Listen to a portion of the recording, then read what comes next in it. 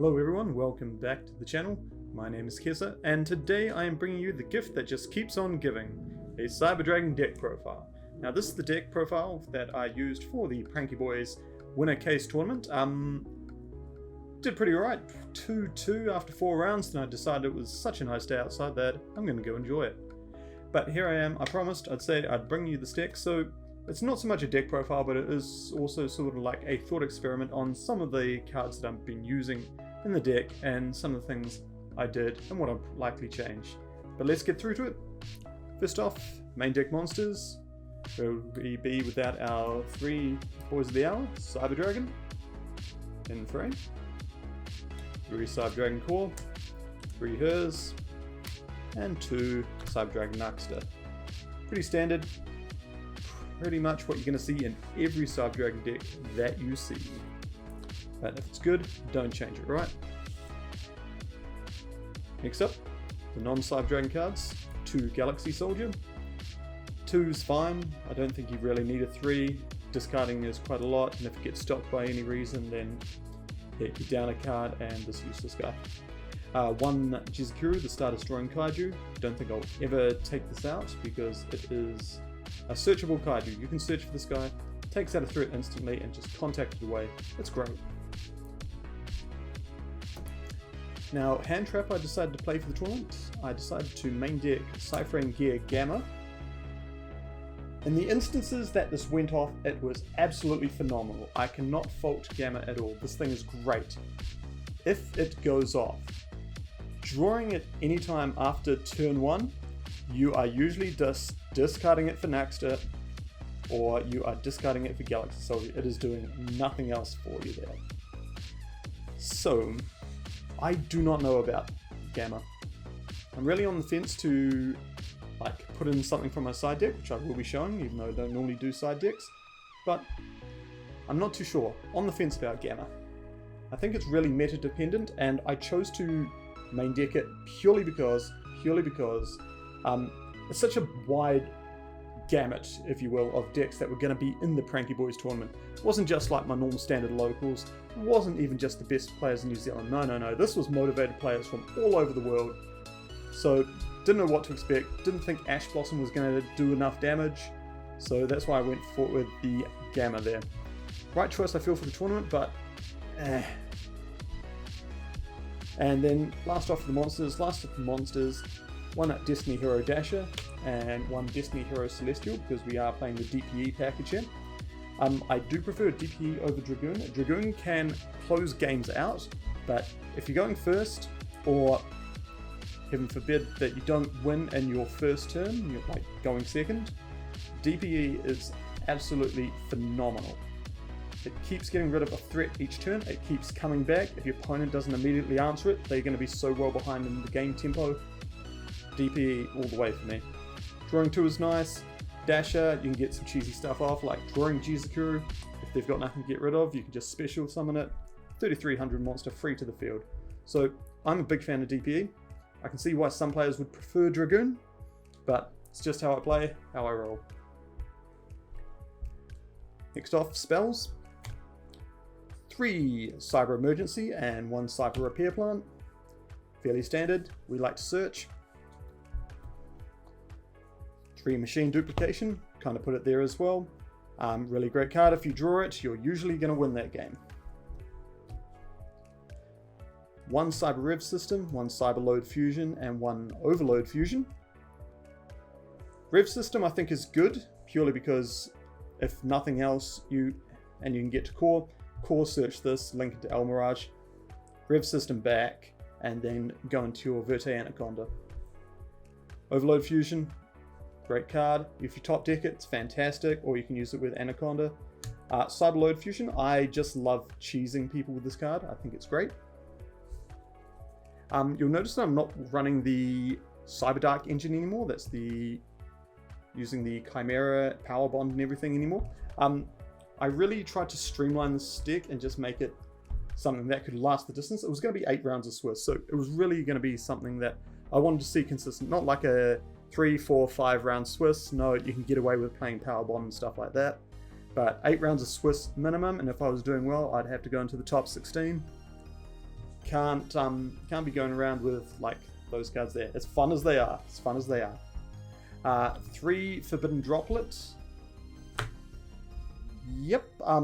Halves attack, negate stuff.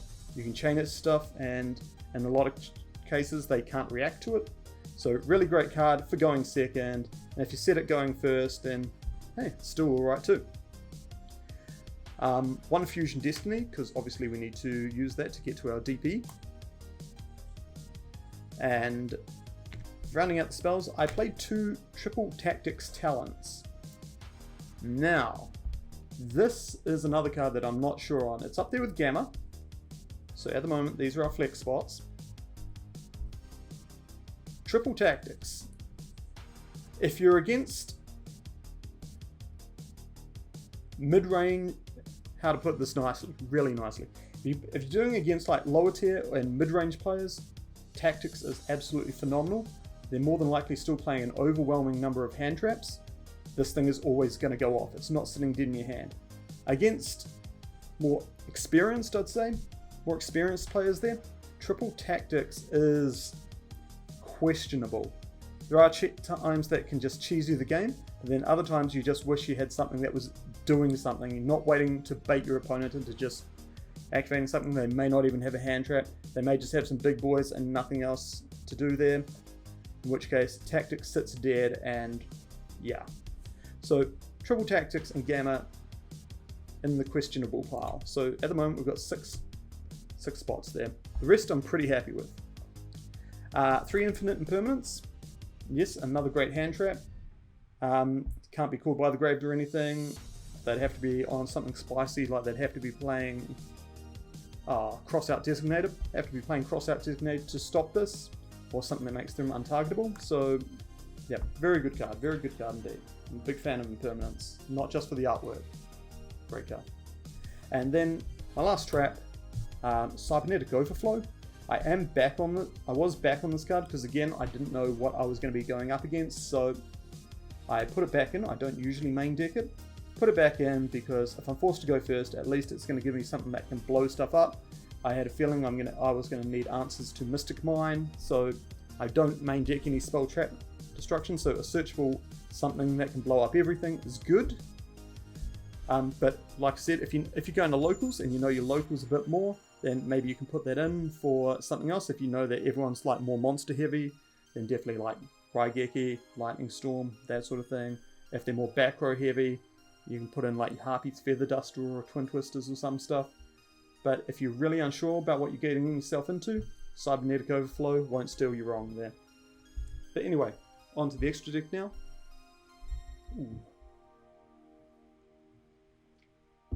Onto the extra deck. 1 Sega, 1 Elmirage, 1 Anima. People still forget to play around this, so that's great. You need this for if you've drawn it into a Cyber Dragon that you can normal summon and you've got Repair Plant, you need that to go off. Sega, all around great card. Sometimes you lock into machines and just gives them a bit of oomph. And 1 Verta Anaconda, because we are a fusion based deck. It's not for Destiny Fusion, it's for Overload Fusion, that sort of thing. Maybe Cyberload Fusion if it's late in the game and you still haven't gone through your Anaconda.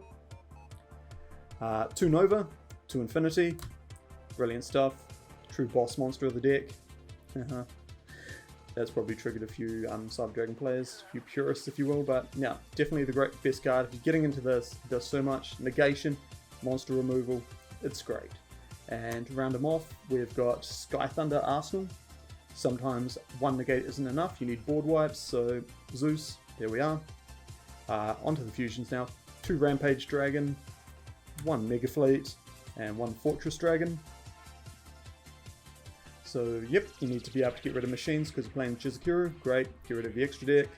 2 Rampage Dragons because sometimes again, you need this for your Cyberload Fusion if you've already gone through your Overload Fusion, that sort of thing like that. 1 Cyber Twin Dragon, because I like cheesing wins with that and Cyberload Fusion, it's fantastic. Especially when you get yourself 4 summons in the main phase, go to battle phase and your opponent's like, oh, he's missed game.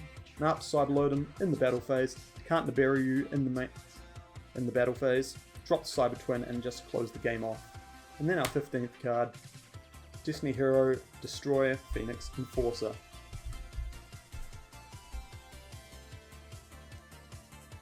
Onto our extra deck. Onto our extra deck.